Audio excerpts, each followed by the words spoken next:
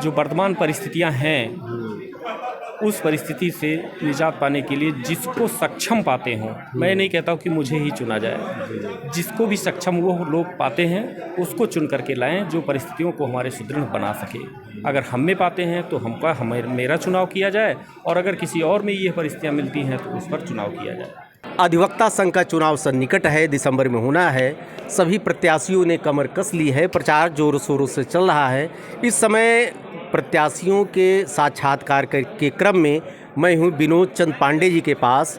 आपने वकालत शुरू किया 2006 से, आपकी 19 वर्षों की वकालत हुई है, महामंत्री पद के प्रत्याशी हैं। एक बार आपने कार्यकारिणी सी 2013 और 14 में आप रह चुके हैं। सर, अयोध्या दर्पण में स्वागत है आपका। भैया जी, आपको भी धन्यवाद जी, और सादर प्रणाम आपको भी जी, चूँकि आप हमारे बड़े सीनियर अधिवक्ता महोदय हैं जी, आपको मेरा प्रणाम जी।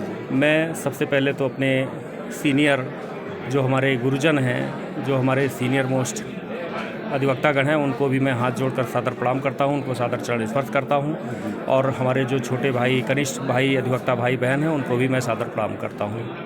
कार्य योजना क्या है? अगर आपको अधिवक्ता मौका देता है तो क्या करेंगे आप?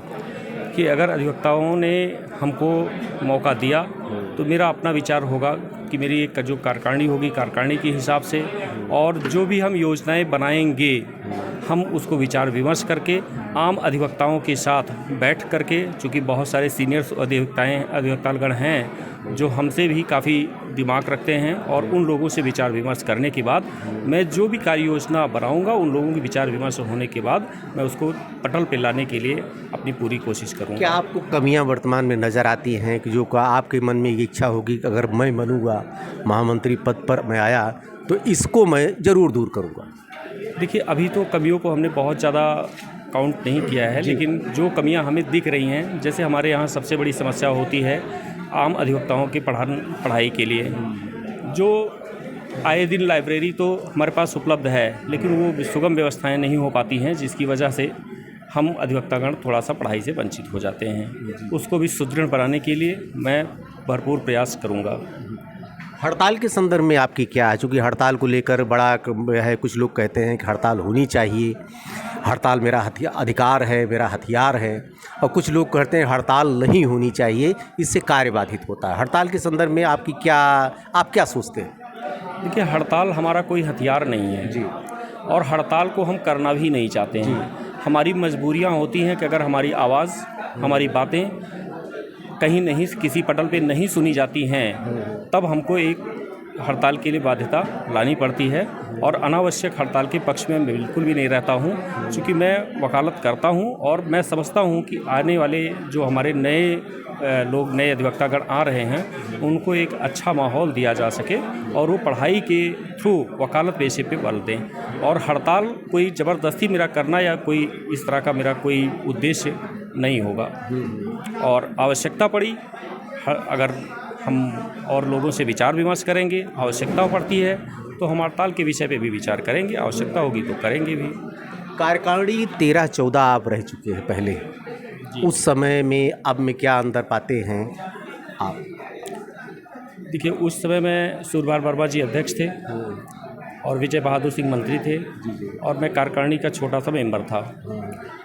तो जो मुझे कार्य का अनुभव उस समय मिला, उसमें और अब में ज़्यादा मैं बहुत कोई परिवेश में भी अंतर नहीं पा रहा हूँ। जैसे तब था वैसे ही अब भी है। जो हमारी आवश्यकताएं थीं आज भी हमारी वही पड़ी हुई हैं, कोई बहुत ज़्यादा अंतर हमको नहीं दिख रहा है। इसको सुदृढ़ बनाने के लिए मैं भरसक प्रयास करूँगा, और भी जो अच्छी सी व्यवस्थाएं दे सकने की हम स्थिति में होंगे, वो आम अधिवक्ताओं से बैठ करके, बड़े सीनियर अधिवक्ताओं के साथ बैठ करके चर्चा करके उन कुछ सारी चीज़ों को फुलफ़िल करने का प्रयास करेंगे। महिला अधिवक्ताओं की संख्या बढ़ रही है, प्राकृतिक रूप से थोड़ा उनकी नीड अलग होती है पुरुषों की अपेक्षा, तो आप उनके लिए, आपके मन में क्या कार्य योजना है? देखिए, महिला अधिवक्ताओं के बैठने की, जहाँ तक वो अपने सीनियर्स के साथ बैठ रही हैं, अगर उनके सामने ये समस्याएं आ रही हैं और आती हैं, तो उनको भी उस समय अनुसार देखेंगे। जो व्यवस्था बन पड़ेगी उस पर हम विचार करके उनकी सुविधाओं को दिलाने का पूरा प्रयास करते रहेंगे। नए अधिवक्ताओं के संदर्भ में क्या योजना है?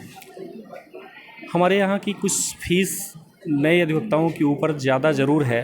ये कम कैसे की जा सकती है, या इसको किस तरह से हम लोग कम करने की कोशिश करेंगे, प्रयास किया जाएगा। ज़्यादा है, हम लोगों का रजिस्ट्रेशन जब हुआ है 2006 में हम लोग आए हैं तो 5-6 हज़ार रुपये का लगभग खर्चा था और वर्तमान समय में लगभग 15 हज़ार रुपये का खर्चा आ रहा है। इस पर अगर मैं होता हूं तो मेरी कार्यकारिणी और वरिष्ठ वकीलों के साथ बैठक करके उनसे विचार विमर्श करके जितना कम हो सकने की जो भी परिस्थितियां बनेंगी उस पर विचार करके हम अवश्य प्रयास करेंगे कि यह कम हो। सारी व्यवस्था अब डिजिटल हो गई, लेकिन आपके मैं कचहरी में देख रहा हूँ इंटरनेट है ही नहीं है, लोग परेशान हैं, कम्युनिकेशन नहीं हो पा रहा है। और आपकी वकालत में भी इंटरनेट का बहुत बड़ा योगदान धीरे धीरे बढ़ता जा रहा है। नेट के लिए क्या व्यवस्था होगी? जहाँ तक मुझे याद है कि 5-6 साल पहले जी शायद हमारे संघ में वाईफाई का कनेक्शन हुआ था।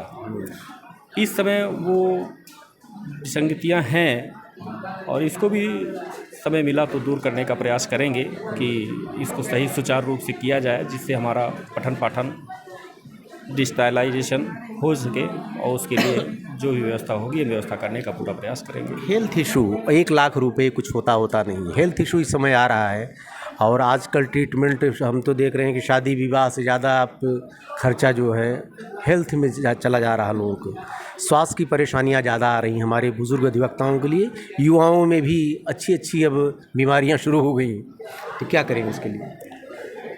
स्वास्थ्य बीमा के संदर्भ में मेरा योगदान। देखिए, स्वास्थ्य बीमा अब ये तो मैं फिर यही कहना चाहूँगा कि जो आम अधिवक्ता परेशान हैं, ये जो परिस्थितियाँ आती हैं, पहले तो हमारे यहाँ बहुत कम था, लगभग 25,000-30,000 रुपये थे, इसको बढ़ा करके 1 लाख किया गया है। चूँकि अभी मेरा कुछ कहना कि मैं इतना कर दूंगा, ये कर दूंगा, ये वादे करना कोई अच्छी बात नहीं होगी।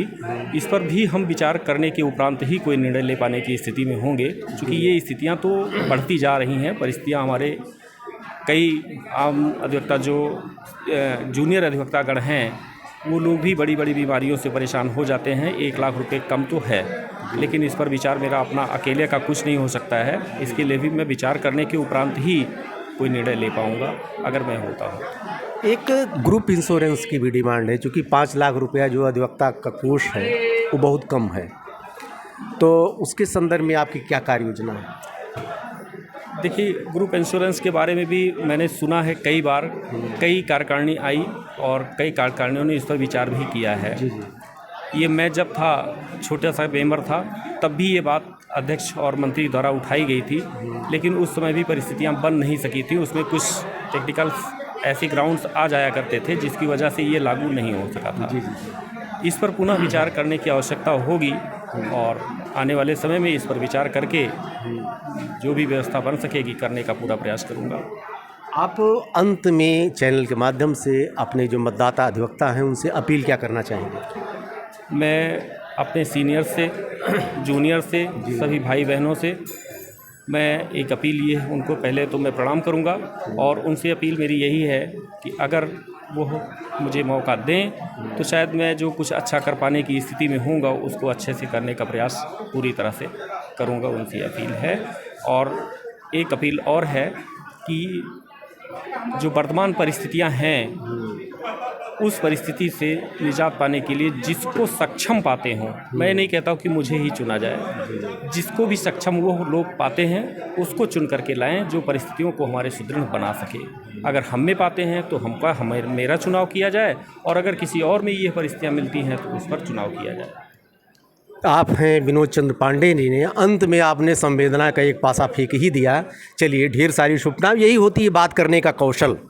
आदमी को रिवेंज में बात नहीं करना चाहिए। मैं इसलिए कोई भी बात अपनी बात करिए और अंत में अपील करते समय इसका ध्यान रखना चाहिए कि जो बात करिए वो थोड़ा अधिवक्ताओं को टच करे। ढेर सारी शुभकामनाएं आपको सर। भैया जी को, आपको भी मेरा सादर प्रणाम और आम सभी अधिवक्ताओं को मेरा सादर प्रणाम।